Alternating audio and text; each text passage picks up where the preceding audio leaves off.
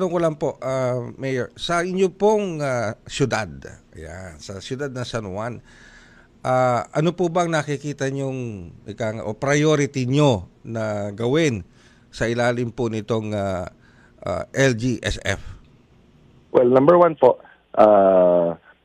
number one and only one actually, which is our San Juan Medical Center. No? So, we will definitely upgrade our San Juan Medical Center, ang aming nag-iisang pampublikong ospital. Aminado po kami na marami ho kaming dapat pang ayusin at gawin upang lalong mapagandang serbisyong nabibigay po ng aming San Juan Medical Center. So, alamang halaga ang aming matatanggap, ilalaan ho natin yan sa San Juan Medical Center. And of course, yung half of it kasi para naman sa bigas, no? So, yan po ay formula na ibinigay po, no? Pagdating sa distribution nga ng LGSF, kalahati po niyan ay bigas para sa ating mga mamamayan at kalahati naman po ay pang-infrastruktura. So, half of it will be used for the San Juan Medical Center and the other half will be used for the purchase of rice to be distributed to our population, lalong-lalo na yung mga mas nangangailangan. So, we have to determine ho, no, sino ang pinaka-nangangailangan sa aming populasyon at yan po ang paglalaanan ng bigas pagdating sa LGSF. Interesado tuloy ako doon sa San Juan Medical Center, Mayor Zamora. Sa ngayon, gaano po ba karaming capacity beds ang balak yung idagdag at ano ba yung mga infrastructure na dapat idagdag pa o i-modify yan po sa San Juan Medical Center? Right now, 150 bed capacity ho kami at the infrastructure is there. Ang nagiging concern ho namin ay yung equipment. No? Dahil mahal po ang mga equipment. Halimbawa, yung mga CT scan, yan.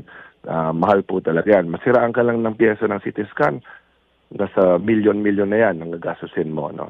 Yung mga kakulangan pa ho namin pagdating sa mga equipment, facilities. No? Gusto ho namin maging level 3 hospital. Ibig sabihin, right now we are a level 2 hospital. Bago ho ako naging mayor, level 1 hospital lang po yan. Kapag tumataas ang level ng hospital, ibig sabihin yung serbisyong kaya mong ibigay ay dumadami, lumalawak. So kapag kami po ay makapagkumpleto na ng aming kagamitan, aangat na kami to a level 3 status. That means, gaya ho ng mga mas malalaking hospital na kumpleto na ang kagamitan. Hindi ka na kailangan lumipat pa sa ibang hospital para sa ibang pangangailangan mo. Nandun na lahat ng serbisyo. Yan sa ngayon ay hindi ho namin nagagawa pa.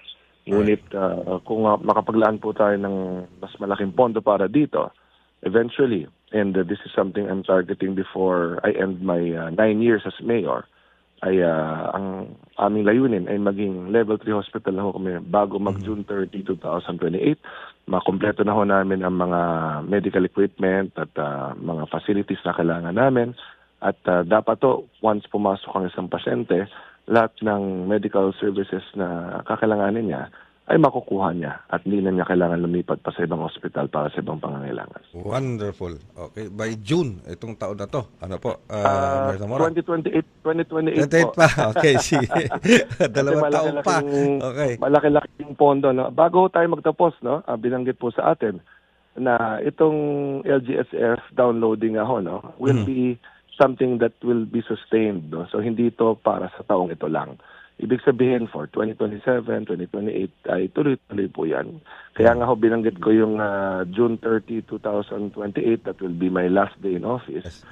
Dahil for every year from now until 2028, yung LGSF po na papasok, ilalaan po natin yan sa pagsasaayos po ng ating ospital. So hindi ho natin kaya sa isang bagsakan po yan. No?